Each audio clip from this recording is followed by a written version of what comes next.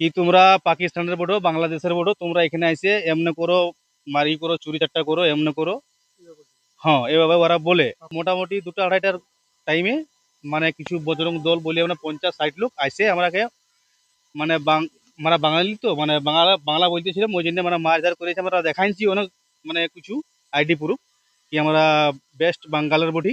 ওরা মানে নেই, মারধার করেছে, ঠেঙাইছে। আমরা 8 জন ছিলাম।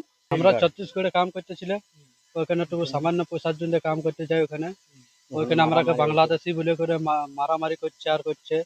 ওখানে আমরা কাম করতে যাব কি নাই যাব ওইসব। আমরা আমরা আমরা আইডি সব দেখাচ্ছি, আধার কার্ড সব কিছু, ভোটার কার্ড সব সব কিছু দেখাচ্ছি। তা বলছে তোমরা বাংলাদেশি বটো, এরপর তোমরা বলছে মারামারি করবো। গতকালে দুপুরের দিকে আমাদের কাছে খবর আসে যে আমাদের পুরুলিয়ার মুফস্বল থানা আর আশা থানা টোটাল 8 জন, তার মধ্যে 4 জন বয়স্ক আছে, 4 জন মাইনর ছেলে আছে।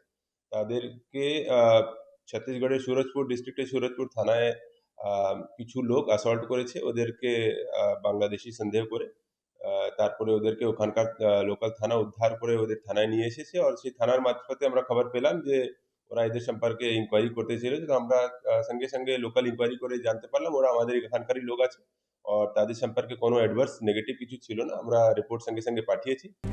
RICL TMX, যুগের পর যুগ স্থাপনা থাকে মজবুত।